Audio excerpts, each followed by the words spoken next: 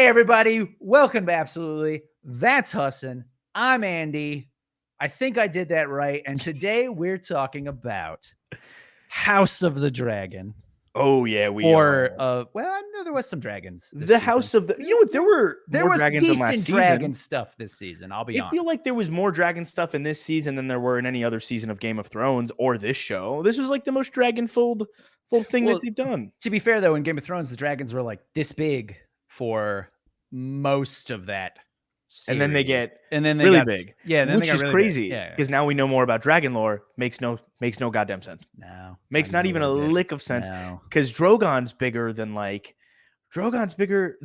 kids' dragons, Jace and Lucerys or whatever. Yeah. And he's I'm not gonna remember any of the names. So I got you. Thanks, man. I keep up with them because of the memes. Like if you saw the meme of the son mewing and stuff, he's just like, oh, I did see that one where it's like, I'm not pouting, and he's like, mother, what are you doing, mother? Yeah. I saw that. I'm the bastard of the dragons. I wonder if we'll get demonetized for saying bastard. Who knows? It's the central topic of this video.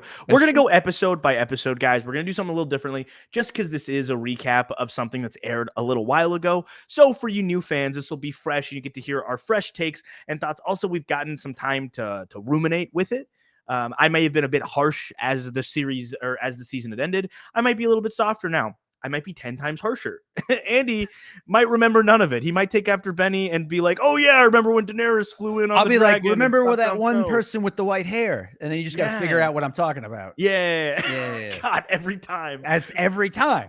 Well, look, we pick up with episode 1, A Son for a Son, as Alicent grows concerned by Aegon's small council. Rhaenyra arrives at a fateful decision. I can't read, dude. Are you reading? Okay, I didn't know this is how we're doing it. So you're reading the summary. I'm going to read talk about the episode. It's a 1-sentence summary, and that's just to remind us of what happened. Sure. And then we'll touch. So this is the episode that picks up Rhaenyra's son gets eaten by good old Aemon's dragon, Vhagar. Big, scary, which that closed off last season. That was like the cliffhanger for last season, wasn't it? Dude, and that was a terrifying scene. That was a really cool, very well done scene, I think, when he's flying, you got the clouds, and then suddenly Big Boy comes up and just that was I think actually looked really cool. So well, and the cool thing about this series is that this series is based on a history book set in world.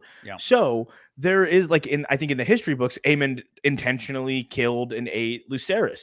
Well, in this one, it almost seems more like it's an not an accident. He wanted to hurt him. He wanted to scare him. He wanted his eyeball. He wanted vengeance, and that's kind of that tees up Aemon's storyline for the rest of the season because he feels really background sometimes in the way that he acts, but turns out he's incredibly resentful of everything that has ever happened to him. He's super angry and upset, but this is the first instance that he's trying to showcase power for losing his eye, even though I'd give up an eye for the biggest goddamn dragon that exists in this world right now.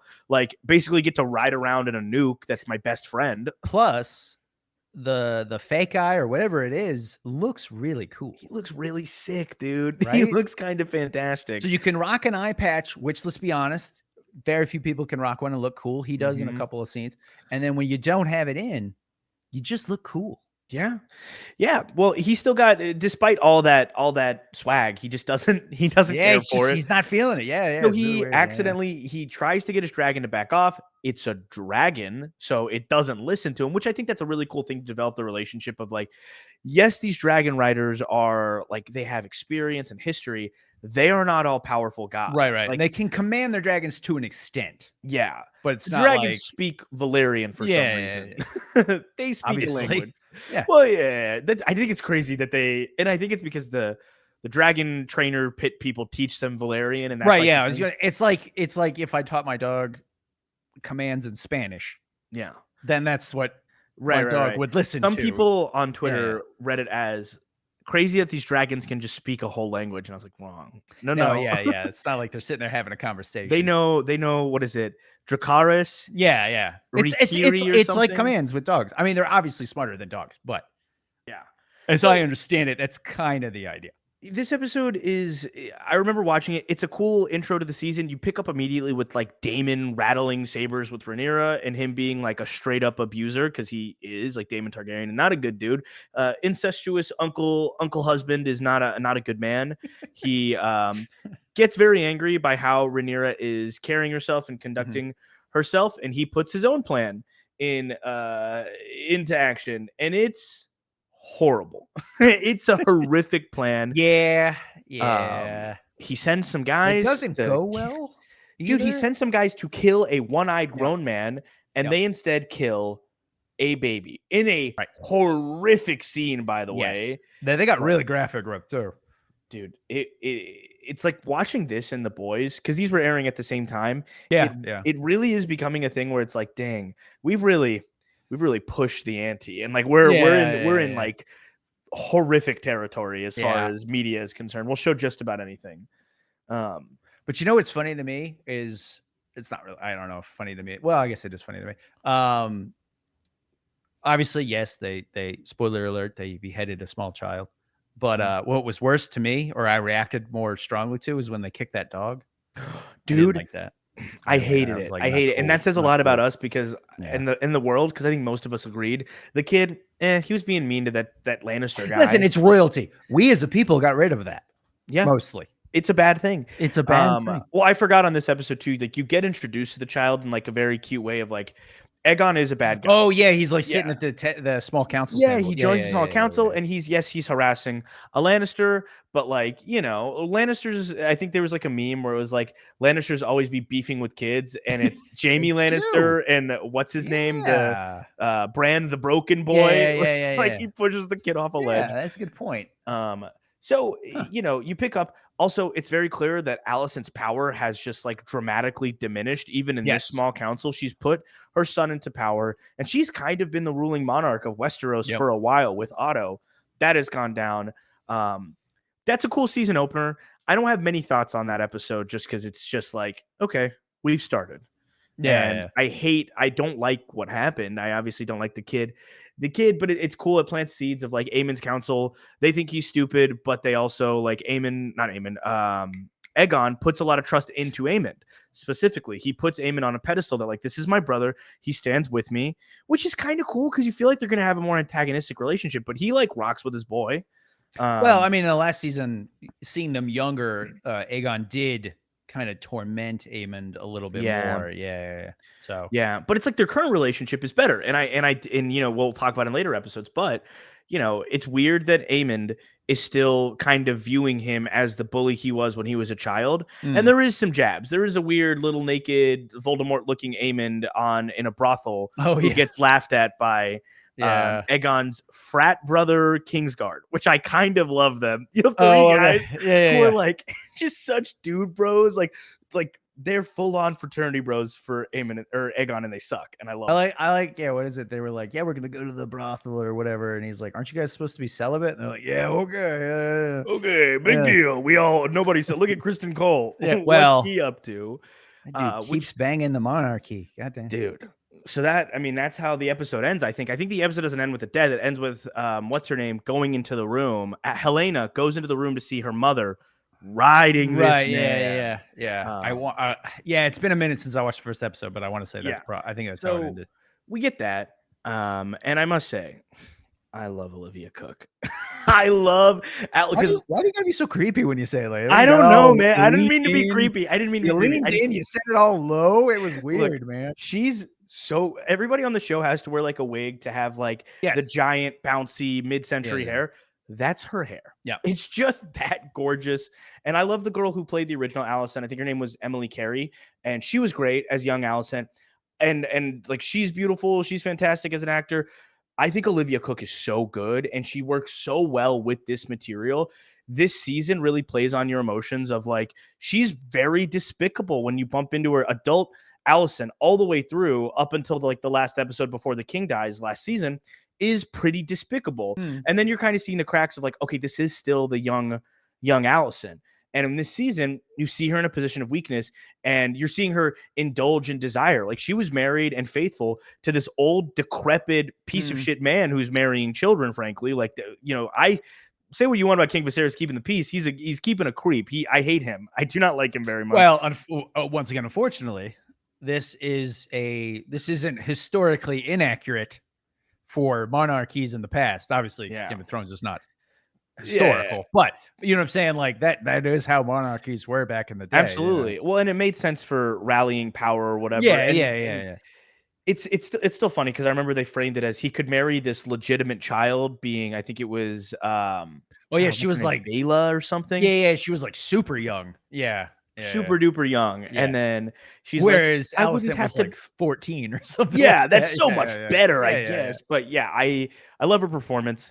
I told Andy this before, and I was like, I'm gonna say something creepy on the episode that they cut. Oh, creepier. Okay, sorry, guys. So Olivia Cook, in an interview, said that she filmed what was some of her best work, and it was a carnal, passionate sex scene that she was so proud of for her character, because it showcases her character like shedding a lot of the like how holier than thou, higher than thou, like I am this thing, like fully feeding into desire. And the director felt it didn't move the plot forward, and it cut it. And I have a bone to pick with that, because first of all, screw you guys. Oh, sorry. I got a bone. You know what I mean? God damn it, Andy. Look, hey, don't this is all you. I'm just like, I'm just saying, helping. She's gorgeous and we deserve that scene. But also, dude, you like remember Game of Thrones had a lot of like really gross versions of nude scenes and stuff, but it did get known for that. These shows especially the first season. The first season had a lot of nudity. Yeah. Other than male assholes, male butts, we're seeing nothing but like it's like a CW show, which I'm not saying that we need to, but that's what the show is built on. You got Aemon fully nude. Like I said, other than but that wasn't just his butt. You got like full on. What the hell is that? Why is that a thing right now? Because The Boys season 4 did the same thing. It did, yeah. It showed one. I did show one. I remember it showed one thing with Starlight or something or other. But other than that, it's like the whole last season. I like this is your reviews now. It's like Hassan reviews nudity in popular television shows. I just think if we're gonna be a show about sex and dragons, could we have sex in it? It's okay if we're not. And dragons. Look, dragon sex. So that's one note of like, okay, they cut a scene that an actor was very passionate about that I do feel like probably would have moved the plot forward in that sense. Just so we're clear, I'm going to start describing that as well. I'm going to be like, this is some of my best work. I feel like I did my... It was carnal. It was passionate. It was carnal. That's how I'm going to start reviewing myself with my wife. Oh my gosh. Well, dude, and let's speed run the next ones, because the next one's gonna suck. It's Rhaenyra the Cruel. As Otto schemes to turn the public against her, Rhaenyra questions Damon's loyalty. Meanwhile, Sir Criston Cole concocts a misguided plan for revenge. Ooh. Criston Cole sends that dude's twin brother to go kill Rhaenyra, I think. Yeah. And Otto is being... I love Otto Hightower, by the way. Like it's his fault most of this. He is the actor, I forget his name, is a fantastic actor. I've seen him in he's been a lot of stuff. He's a fantastic actor, and he does a really good job as Otto. Plays Dr. Kurt Connors in Spider-Man. Yes, thank you. Okay, so good in that. He plays Xenophilius Lovegood in Harry Potter. So that's pretty crazy. Like the range of those three roles. Yeah. Otto in that, wild. He's so good. But yeah, it's Otto does a really good job marketing spin campaigns, propaganda, and now we're going to use this poor dead child's body to rally support. And then Aegon turns around. He's like, well, I'm also going to hang everybody. And then not the best plan. Yeah. It's kind of the worst plan. And it's really like, this is such a bad ruler. And Alicent and Otto aren't evil. They really do care about the realm. It feels insane to me that this was the line of thinking. Like this was going to be the stronger family line. I know Otto is a sexist, and that's why he's like a woman could never command power. But and there's that, and it's. I would say they care about the realm to the extent of their own power, though. I don't think they're like Otto and Alicent wouldn't give up the throne if it was good for the realm. Yeah, you know what I'm saying. Like if somebody stepped forward and was like, oh, this would obviously, even if it wasn't Rhaenyra, if he was like, oh, this guy would obviously be a better king, they wouldn't step aside, because that's not how it works. You know what? I think you're right about Otto, and then Alicent, when she's under Otto's thumb, is a lot like that. And then by the end, I think we see a very different Alicent Hightower. That is genuinely.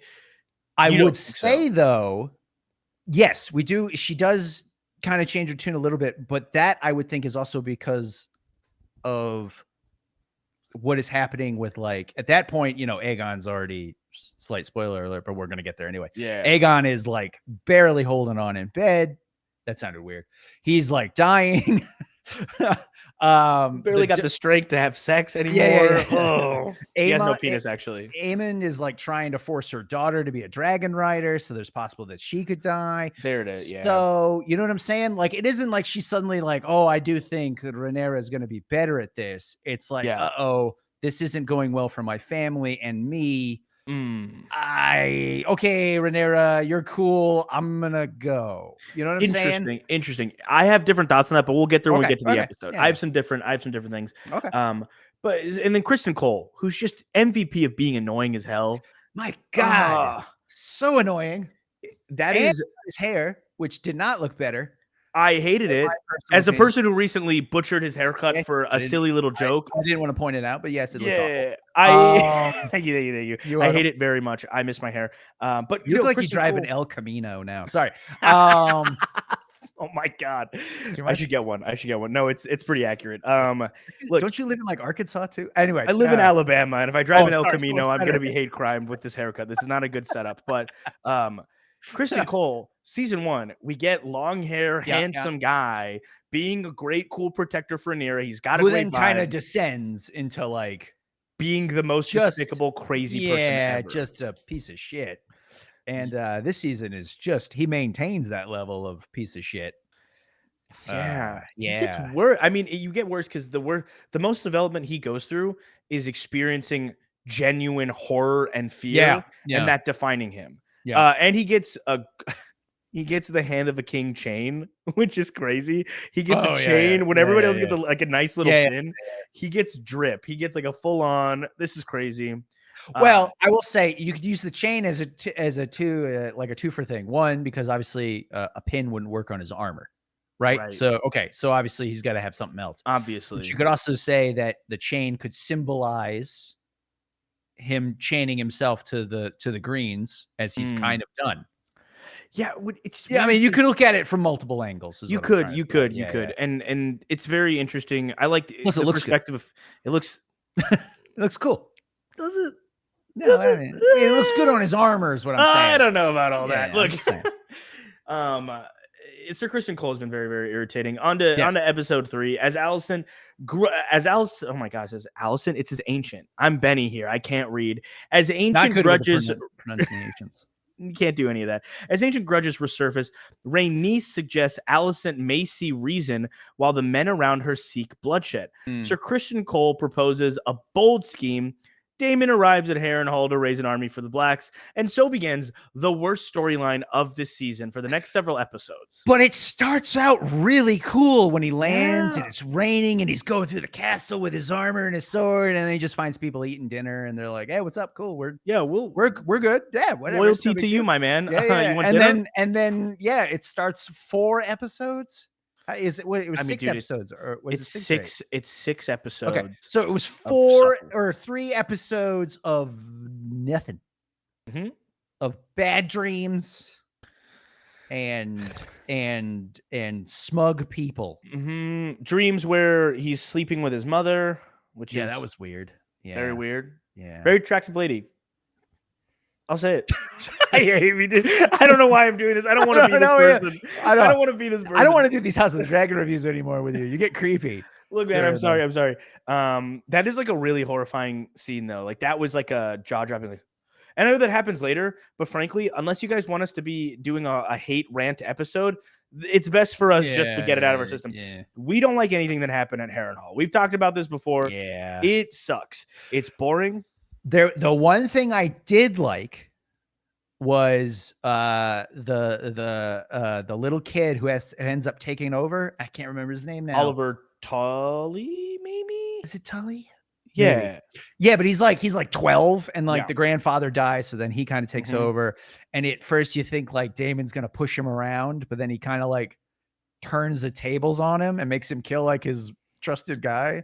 And he's like, hey, the kid just he just had power. He just said, this guy sucks. And he did it really well. And it reminded me of one of my favorite characters from Game of Thrones, which was the littlest Mormont, is what I always called her. Yeah, little bear. Yeah. I love that. I don't know why. Her and him, I was a big fan of, like, the little kids who were like, you know what? Screw all you stupid adults with all your dumb little plans. Like, I love that like he that. was like, I'm too young and too inexperienced, so we're gonna go with my oaths. Yeah, And my oaths say I have to honor his queen. yeah. He's a deplorable little piece of scum, and I don't I love respect that. him. And Damon's just like, Bro, and Damon who just was the Damon hell he is takes it, dude. He this? Yeah. takes it. He takes it so well. Which is crazy because he's only gotten more volatile and more insane throughout these episodes. Yep. There's not really much else to talk about with No, that we did storyline, get anyways. Yeah, no, with the Harron Hall thing, yeah. I mean, you get the weird witch, you get the dreams that are maybe coming from the Godwood, maybe from Mhm. her. It's not super clear. No, But and yeah, the whole like 3 episodes of like nothing. I was convinced she wasn't real for a while. I was too, actually. And Yeah. then I forget who it was. I think the actual Lord of Harron Hall, I think he interacted with her or looked at her or something. Yeah. I was like, oh, okay, but she is really here. Yeah, she's just like a bastard in that area because there's Yeah. Alice Rivers, Riverlands, or whatever. Yeah. Well, and then in episode 4, in Rhaenyra's absence, we didn't talk about this. Rhaenyra goes to King's Landing. Oh, yeah. Secretly dressed up as a nun. Right. Great look for Yep. Emma Darcy. That's crazy how great she looks as a nun. Yep. Pulls up on Alicent, pulls a knife on her, and they have like a little bestie chit chat with the grand reveal that Alicent messed up. Alicent hears in that conversation like, "Oh my god, I made the wrong choice," and then she has to commit to it because there's nothing she can do. Well, She has yeah, no at this power. point, you can't just be like, "All right, my bad." Like, Yeah. Well, and also she has no power. Like, yeah, Otto that's is true. gone. Yeah. She has no agency. She has no control over what's going to happen. This just is what it is at this point. So they have a really cool. I did like a lot of people really angry and they thought it was very unrealistic. It's a show about dragons, guys. It's all pretty unrealistic. Dragons are real, Hassan? Andy? Yeah. Okay, dragons are real, but there are other unrealistic things like little guys being lords of whole lands. That's unrealistic, right, Andy? No little kids are being the lord of a country. Nothing I can think of off the top of my head, but I'll do some research later. That part's fantasy, and we don't believe that happens in the real world. So it's fair to assume we can believe that Rhaenyra has a network of spies and things and lets us go to King's Landing to chit-chat with Alicent. Yeah, it's kind of ridiculous. And yeah, she could have killed Alicent then and there, but I think in some of these conversations, some of this dialogue, and especially the conversation that they have at the end, which I want to talk about towards the end, they, for the first time since last season, feel like they're younger characters. Like, because it feels very divorced from like young Rhaenyra, young Alicent. And now they've tapped back into it. But, Alicent has been losing power pretty steadily. Rhaenyra, while she has power, she like everybody's still questioning her. Even her son is like, yeah. What the hell are you doing? What are you doing, Mom? Mom, where did you go? And then he goes, Yeah. It's cool. We didn't even talk about it, but because it goes nowhere, he goes to the Starks at the beginning, and we get to hear the beautiful Stark music. Oh, again, yeah. And you meet Clegane Stark. And in the books, there's a lot of implications that like he goes to the wall too. He went to the wall. Yeah. And you hear that the wall is an honor because back before it was a punishment, it really was an honor. Northmen would go to the wall to fight. And they were more in touch with why they were going to be there, wildlings, White Walkers, all of that, versus now, or where we pick up in Game of Thrones, where it's all myths, it's all legends. Magic has been gone for 100 years. But there's like in the books, I think there's something along the lines of like the implication that Rhaenyra's son marries maybe Clegane Stark's sister or something like that in secret, and there's some bastards running around. It's a whole deal. There's implications about the two of them, and they're supposed to have a little bit more. They like hunt together for a whole season. They spend some time sleeping in each other's cot, if you know what I mean. Nice. And they have some pretty good chemistry, actually. So it would have been believable had they implied that, but they don't. He just goes back, and then for most of the season, up until the last couple episodes where he does kind of cool stuff, he just goes. Yeah, he has like a couple of like meetings. This season was a lot of meetings. It was a lot of talking about army movements and gathering of troops and lords and like, well, where are you guys going? Who are you leaning with? That sort of thing. It was a lot of that this season. Yeah, no. Yeah. And then like a couple of cool dragon fights. Yeah, well, and so we're on episode 4. This is the top rated episode of the whole season. This is a 9.5, and it's in Rhaenyra's absence. No word from Daemon. Rhaenys tries to keep the peace on the Black Council as Cole mounts a campaign into the Crown Lands, and in King's Landing, Aemon continues to undermine Aegon's fragile hold on authority. And then we get this dragon fight, this crazy dragon fight, which was cool. It was so cool. And Meleys dying was very sad. And like Rhaenys and Meleys, both of them, I said the dragon first because I like the dragon more than I like the lady. The lady's very cool. The lady's awesome, very powerful. During this, the queen who never was, or the king who never was? The queen who never was. The queen who never was, yeah. And in the background, you're getting a storyline revealing that Lord Corlys Valerian has a couple bastards running around. Oh, he was called the Sea Snake. Yeah, he's running around, and you meet his kids a couple times, and one of them like really wants to prove himself. The other one's like, I don't care. I keep my head down, I do my job, and I go home, and I don't want to do this. I'm of salt and sea. Okay, I'm busy. That scene is good saying like this. That's so, dude. I'm when Bela a couple episodes from now is like, I can't be the Lord of Driftmark because I'm of blood and fire. Yeah, the Lord should be of salt and sea. And I was like, you just sounds so cool. You're so cool. That's such a heavy line drop. I know she's gonna die. It feels as though she will die. It does, yeah. But she's so good. She's so good. We probably should speed up this review because I'm looking at some of these episodes and there isn't a ton to say. That fight's crazy. Aemon turns on Aegon and burns him. Kind of circling back to the whole thing, like Aemon really has never forgiven Aegon for anything that happened when they were kids. He's holding on to grudges and anger from everything that happened so long ago. Sucks. Very, very crappy behavior from a brother. He burns him to death, or half to death. I was gonna say not to death, to suffering. But you know who he does burn to death? Sunfire, dude. And Meleys and whatever. I don't care about. Sunfire was such a sweet dragon. That scene where he like nuzzles his face and him, he's like, oh, he's taking me on a ride. Oh, I love my dragon rider. This is gonna be so great. And then he dies. And the other thing though is the other dragon, when it landed, it almost seemed to explode. I wonder why Sunfire didn't. Maybe Sunfire's still around. I don't know. I actually don't know. Well, no, it did look like he was dead. Or she was dead. I don't remember if it was. I don't know. She was still breathing. Yeah, it looked like she was gonna die. Yeah, maybe like died off. Yeah. Meleys did like explode. Yeah, took out half the castle. It was pretty goddamn sick. It kind of makes sense, right? Like the dragons have to have some reserve of some chemical to make the fire in the first place. Something in the magic, wizardry. Then we move on to the episode Regent. Amid whispers of bad omens, the Greens consider how to fill a void of Aegon's council. Jacaerys sets out on a rogue mission to strike a deal. Daemon enlists Lord Willem Blackwood to help persuade the Brackens to bend the knee. We already talked about the Daemon stuff. We don't want to talk about it anymore. Yeah, he hires a guy to go kill a bunch of kids, and he's a bad dude. It's a whole thing. Yeah. It's a whole thing, and nobody cares about it. Jacaerys kind of he's like, dude, I got an idea. He flies to the twins. He very clearly sees that the woman is the one in charge, and he strikes up a deal. We'll give you Harron Hall. We actually don't care about this decrepit, broken, destroyed castle. I don't get why anybody cares about this shit, to be honest with you. I don't understand. That place is falling apart and has spooky dreams. Oh, yeah. The Weirwood trees and Alice Rivers. Her accent is crazy, too.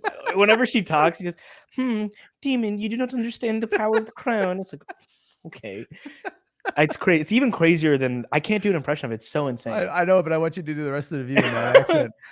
Demon Targaryen, you need to bend the knee to your good wife Rhaenyra. So dumb. I like it. That episode, other than Jace's stuff, it's a pretty nothing episode. Also in the background, they make Aemon the king or the regent, and he immediately it's like, okay, you guys are all stupid. We're doing Aegon this. Fired Otto. Aegon fires Otto. He puts Chris Nicole, because we talked about Chris Nicole's Hand of the King drippy chain. That was because he fired Otto. Yeah. He fired Otto, and Otto's like, well, I'm going to go home and go see my other son, Daeron. Who? What? They have another Targaryen son? Alicent has another kid named Daeron Targaryen? They start mentioning him. I was like, did I miss something? I don't remember there being a third kid. There was a fourth kid, I guess. There was a third baby, but then when they become adults, they just stop referencing him altogether. Okay. But it turns out he's living in. It turns out he wasn't. He's so far down the line to become king. He became the ward of the High Towers, and he lives in Old Town. So that works great. That's a cool storyline, and we do get to see his dragon at the end. It looks awesome, like the very fast little blue dragon.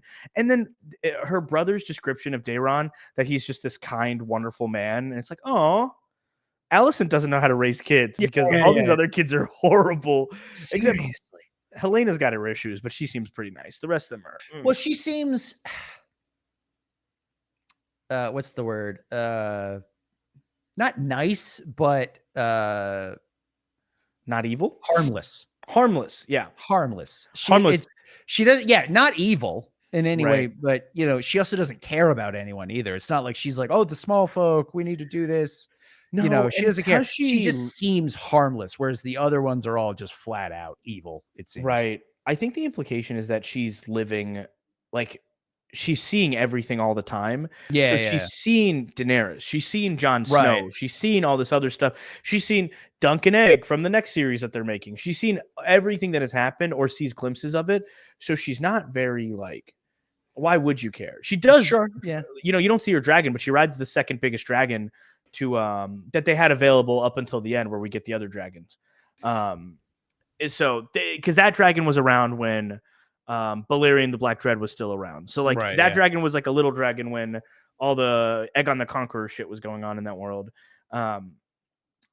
So we jump forward to Smallfolk. This is an episode that takes place where a lot of chaos is happening on King's Landing. With few options, Rhaenyra embarks on a risky venture while Aemon takes steps to reshape the Green Council. Aemon basically says, Mom, get out of here. I don't care about you, Mommy. You didn't give me enough milk. I'm a crybaby, but bitch boy. I didn't get hugged enough. God damn. Yeah.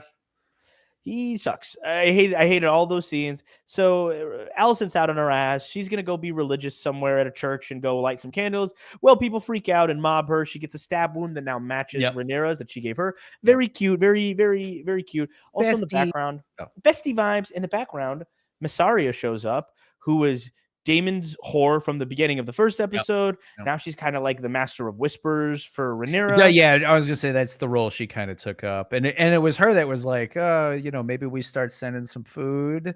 Yeah, she King's basically is the Landing. mastermind behind all this. She mastermind of like, let's use the small folk to our advantage.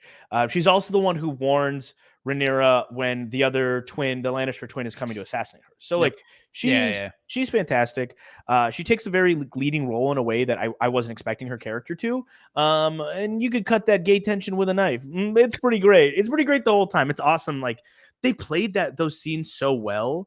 And he's laughing because he thinks I'm being horny. I think it was written well. I think that it's a very believable set of, I'm with you. But the way you were saying it was it wasn't like the description. Well, I guess it was the description. It was the description of it. It was the way you were saying that made me laugh. The comments are gonna get a field day with this video. I can already tell. So yeah, which the kiss they end up having is improvised, which is cool. It's like a day of set thing where it's like, okay, the tension's building. We want to imply this. And it's like, well, this is just a natural progression. And the actresses went with it. And it honestly made the scene. I think that was the thing that trended the most on Twitter because I think there's always an implication of Rhaenyra kind of being gay and like her and Alicent's relationship having a lot of romantic chemistry to it. So a lot of people are like, why don't the lesbians just make up and kiss and the whole world gets to be happy? If Rhaenyra got to be queens, dude, if Rhaenyra got to be queen and marry Alicent, literally the same thing Viserys wanted to do. The High Towers would be their greatest allies. Otto still gets to rule from the background. You know, it's a win-win-win-win-win. Especially for the audience. That's what you need. You need one person to sit down and be like, listen, here's how we do this all, guys. Like, that way everybody's happy. Yeah. And especially Hassan. As I'm like reading these descriptions, I really don't like Rhaenyra throughout the season. I think that she was very powerful in a lot of her scenes last season toward the end. She felt like she was going to lead with authority. And I know that's the point. Her council's undermining her. Yes. But she's almost always just kind of in like a frenzy. And she's like, I don't know what to do. Or what else would you have me do? She says that a lot this season. Yeah, like a ton. Because then here's the scene, right? Where in the last episode, Alicent pulls up and you see Rhaenyra go from to Alicent's here. She goes, what are you doing, bitch? You want my mercy? And like the expression that Emma Darcy gives, it is powerful. It is kind of like it's like this very authoritative vibe, and I love that part. Well, but you also don't want to come off as weak to your up until this point, probably her number one enemy. Yeah, yeah, which I guess is fair. And you know what I'm saying? You can't have because yes, she was going for the throne, which Aegon had, and then Aemon, but her number one enemy was her former best friend. So when your former best friend shows up, you don't want to be like, oh, everything sucks. Oh, they don't listen to me. You're gonna come at them with you're gonna have your authority. Yeah, you want to Like, You oh need yeah, to- I slapped the shit out of that guy earlier when he was bad mouthing me. So which that scene doesn't hold reverence and power. Like it didn't work for me because I'm like, you should have slapped him and told him to be quiet in front of the whole small council. yes, Right? Like you should have done it in the Not council like, room. yeah, not just like And in then the be like, hallway. if you speak like that again, I will have your tongue. You will die by my like. You're a horrible tyrant. Let's face it. No matter what team you're rooting for the bad guy. Oh yeah, I know. Yeah, these are the bad people in this world. You can go say what you want about the guys up north. They're fighting for a cause. Well, I will say this about this season too. You got more of an indication from like what the actual like small folk think of everything.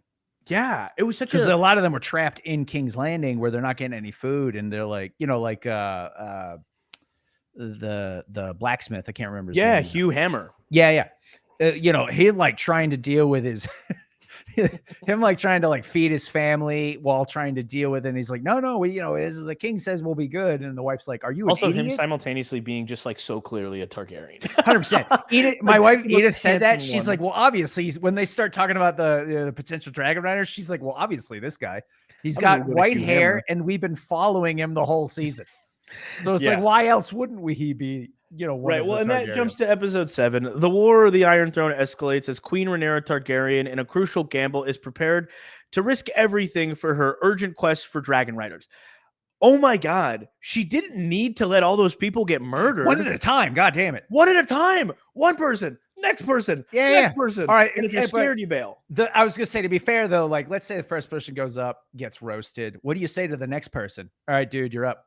Go ahead. Here's the thing. Someone's still going to step up. Oh, yeah, absolutely. It's not like they're going to get returned to King's Landing. Like, they left their families. If they don't claim a dragon, they have nothing. But to barricade them and to sit up there from a and little then she immediately walked away. Like, all right, everybody, let's get out of the room. She said, what'd she say? Like, calm down. Vermitor. The way she says it is so funny. It's so hilarious to me.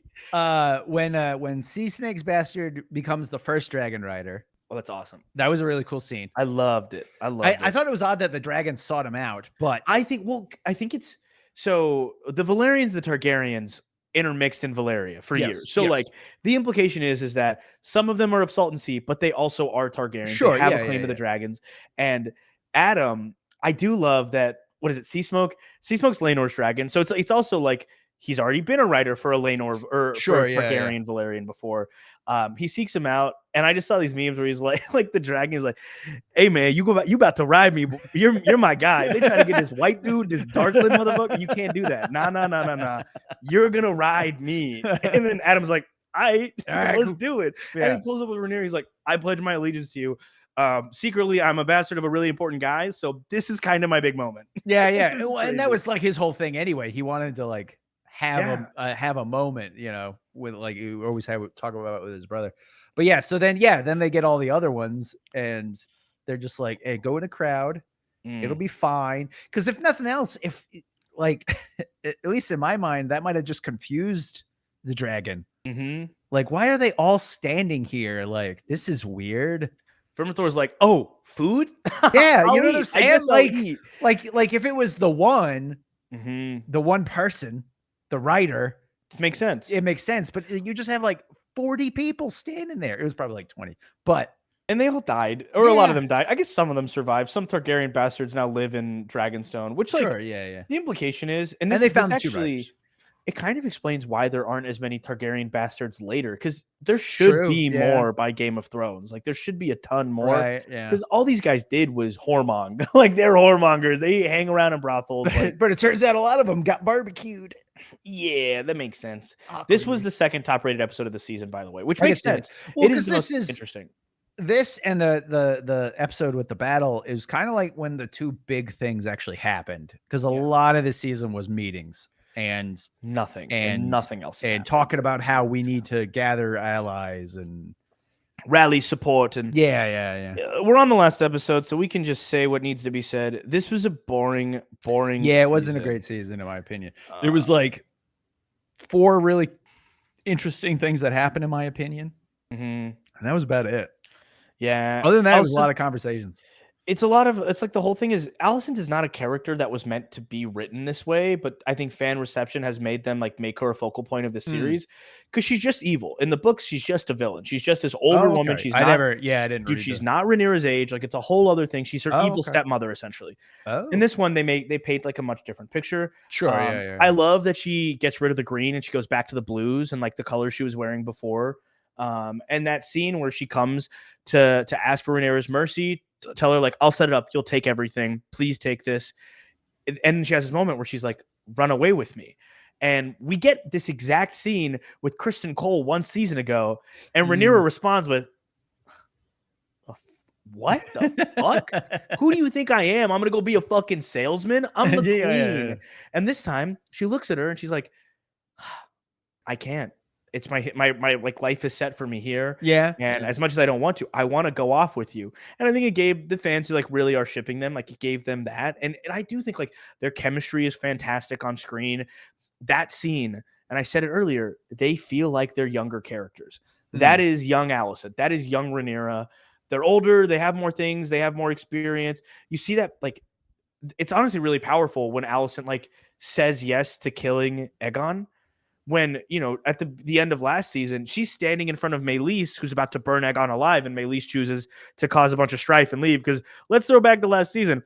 She could have ended this war immediately by burning. Said that from the beginning. I was like, if she had just like gone one step farther, none of this would have happened. Well, and, you know, if she wanted to, she could have been, you know, she's the queen that never was. She could be the queen. Yeah. As far as I just murdered the king. She's a regicide, and then also has a rightful, you know, has like a claim to the throne. Yeah. And then she have the Valyrians to back him. We also get Daemon. He I can't remember if it was last episode or the previous episode. He gets a vision of Game of Thrones. It's this episode. He sees Game of Thrones. We get a new person playing Daenerys naked, sitting in fire. Very cool, I guess. We get a new version of White Walkers. Very cool, I guess. I think this show's greatest failure is Game of Thrones. It's trying to like connect it. Yeah, because it's a good show, and you really could multiverse this bitch, or not multiverse. You could just say this is a prequel, but it's really setting up a different timeline. Yeah, I was gonna say, and other than a couple of mentions, like when they go to the wall, and he's like, yeah, you know, there's ice zombies out there or whatever. Like, you don't need visions of Game of Thrones. Well, it's visions of it. It's the constant A Song of Ice and Fire. Yeah. Dude, you ruin like.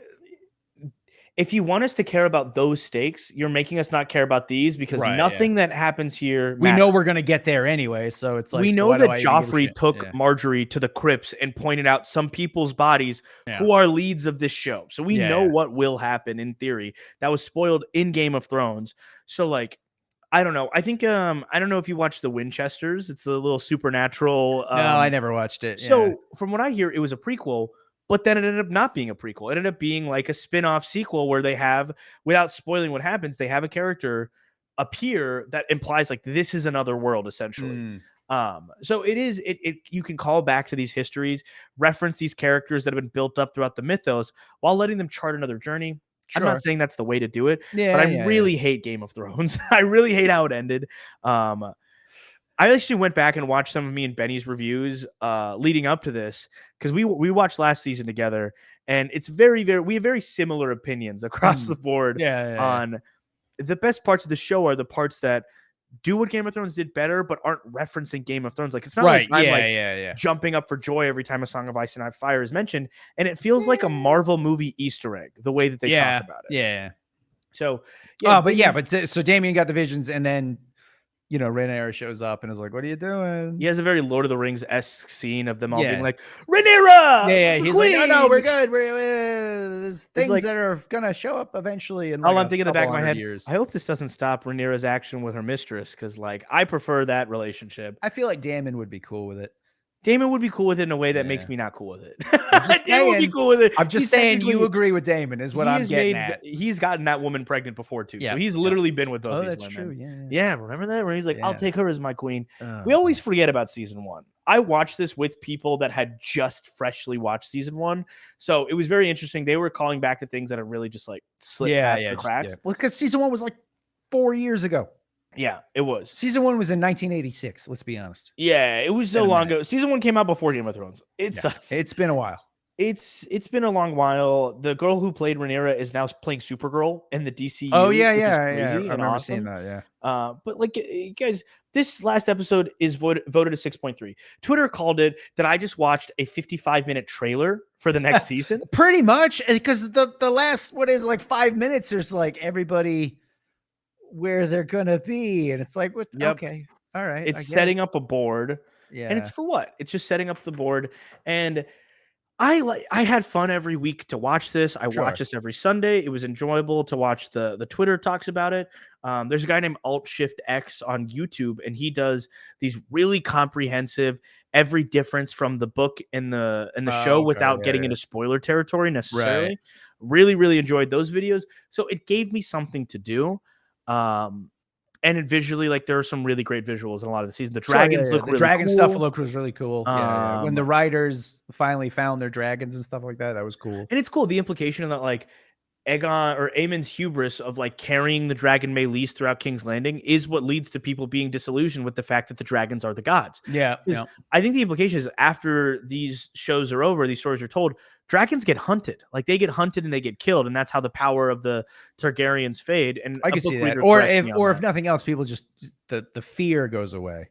Yeah. You know, maybe you're not hunting them down, but you're not as scared of like, You're well, not we have to terrified of listen to them. They have dragons. Like, Right. well, Well, yeah, and so then what? They got dragons. it was a two-pronged approach, right? So we had the seeing a dead dragon, and then we have bastards claiming dragons. Now the Yep. power and the allure of the Targaryens have faded. It's just I don't know which about you, Andy. Jace was kind of pointing out. Yeah, Jace is a bastard. Yeah, so yeah. Well, that's true. Yeah. I mean, technically, if she was married to Harwin Strong, she's just as pure as any Targaryen would be. Yeah. Like, yeah. the implication of that is really silly, because it's just like, basically, if you don't, which maybe is what leads to the inbreeding later, because they said that the Mad King was crazy, and a lot of it was because they kept marrying in the same family over and over and over again. And that Westeros kind of frowns upon that in the later years of Game of Thrones. That's why the Lannisters don't publicly do it. Right. Yeah. And they're twins, dude. It's just weird. Ew, gross. Yeah.